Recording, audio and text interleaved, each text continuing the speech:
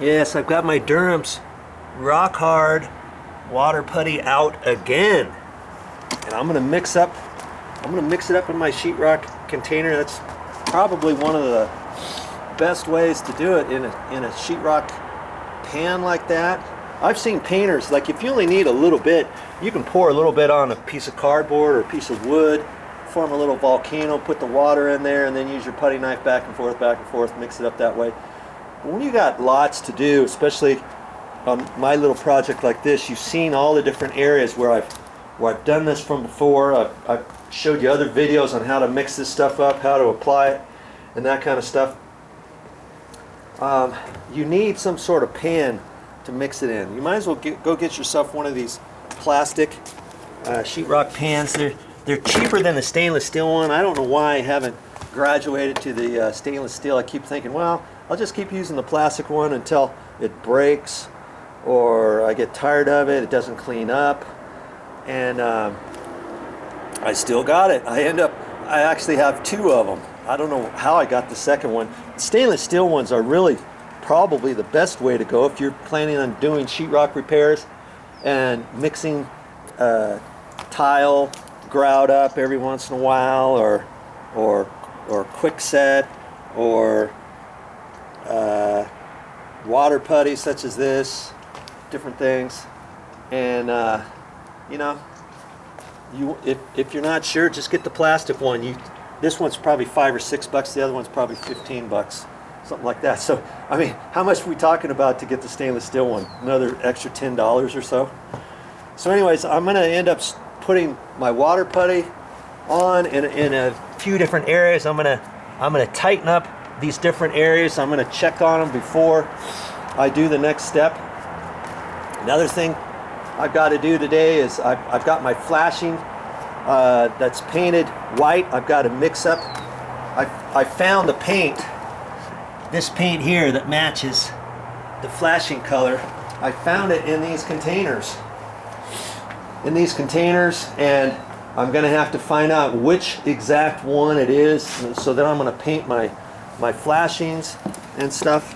And the other day I skinned this with my rock hard water putty. Yeah, it looks a lot better, doesn't it? Remember that this riser 2x6 was pretty rough. It was rough sawn. It was rough sawn on both sides, like this one here, like this 4x12. But so I thought, you know, I'm going to skin this. I ended up skinning it 2 or 3 times to get it nice and smooth. And now I'm gonna put primer on it. 2 coats of primer probably, or at least 1 coat. Yeah, probably 2 coats, because I've got the primer here. It's not going to take me that long to do.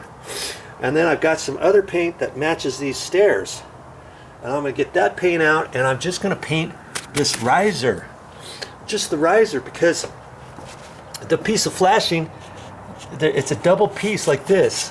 One piece comes out and goes down, one piece goes out and comes up. You remember those 2 pieces? I did a video the other day putting all my tiles back down on the floor because I wasn't quite sure exactly where this flashing was going to go. I wanted to make sure I had enough clearance for the pavers, the concrete pavers, and I wanted it to look halfway decent, because every time you walk up the stairs, come down the stairs, I want that line to be fairly close. And so that piece, I've got to put that on, and it's going to hang down here. But before I put it on, I want to finish this off, because if I put that down now and don't prime it or paint it, then it's going to be on the rough stage underneath this flashing like this. And I'm going to have, the flashing's not going to go tight to the stair riser. This last stair riser is going to be out about a ½ inch or so there, and about 5/8 over here is what we figured the other day, to make it look right along with the end of the concrete pavers. Okay, so if I didn't paint that, moisture's going to come up through here, and it could get to the back of here. It could start breaking this down because there's no paint finish on it. So hey, every step of this project I got to be thinking, man. I'm going to put my thinking cap on and one thing after another. It's like I just want to get the tiles back down. I just want to finish this floor. Well, I can't just paint the flooring stuff on here and do the corners without thinking about all these other things along the way, all these different things that's holding me up. Before I put that flashing on, I got to put caulking in here, exterior grade caulking, and then up underneath this edge, you know, I want to get that as flat as I can and as tight as I can with my rock hard water putty first, so when I put the caulking in, it doesn't fit down in, you know, back inside any gaps that are back in there. So I'm going to have to look at all of these edges, these two edges, those two edges again, over there, that edge over there, and around the corner. See, I've got to build this up a little bit with that. I've just decided to build that up with rock hard water putty. I ended up doing that over here because I cut this existing material back a little bit. See, this is I'm going to leave this, but I was able to peel it back that far, right? And so when I do my roofing material, I'm going to pull that back, and I'm going to do my roofing material from here this way and go up the wall with my cloth and stuff. When I get all the sides done, then I'm gonna be able to pull that back down. And I'm not sure, but I'm thinking I'm gonna go over the top of this even with more of that cloth material and my roofing material all the way back over to here. And so actually I'm gonna take this and fold that up, get that out of my way, and then I'll do my roofing angle cloth stuff probably back to here. Okay, wrap it around the corner. So because of that, I filled that in. I filled this back in because this was kind of messed up here. So I thought I'll just cut this material back a little bit around the corner, and then I just filled that up because now my cloth is going to go from here and across down over to here, and so I'll be patching all this with that roofing material. I'm just going to use roofing material. You'll see if you keep watching this video series on how I'm going to tie all that kind of stuff in. And so see, I did it. I cut this back because I wanted to patch this corner, and the other reason why I decided to cut that back is because that's protected from the rain from out here. When it rains, it's going to come in here, and this section of the flooring area is protected by this roof.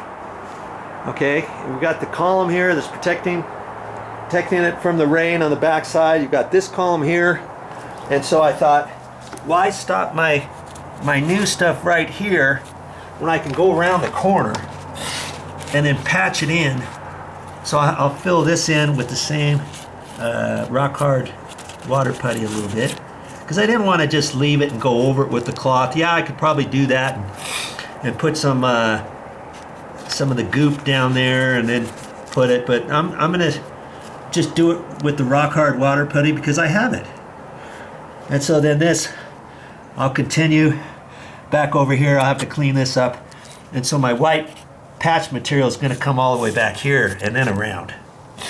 Okay, and so I'm just gonna work on all kinds of stuff like that today, and get ready to install this floor. Once I get all that, then like I say, I get the flashing up here. I can put the flashing in after I paint it, the outside edges, because since I don't have a flashing up right now, I might as well just paint it.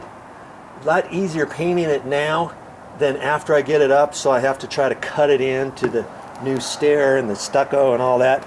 And even this piece here, I'm gonna put that flashing in, so I'll paint that first before I put it down and screw it down and stuff. I'll have to do something in there, put some caulking in there, some exterior caulking, but I want to put more of my rock hard water putty in here so everything will stick really well. Because even after I put the rock hard water putty, I'm thinking I might just prime that. I've got plenty of primer. I might just put a quick skin of primer on there, and that'll help my other material stick to that and not slide off. I don't think it will, but hey, it's not that much more that I have to do to prep this area. You don't see the next thing that I'm going to do this floor quickly and easily on my channel. Go to my playlists and find the one titled, oh, what am I going to title it? Dryrotdeckrepairs. I'll have all kinds of videos on here from the start of this project all the way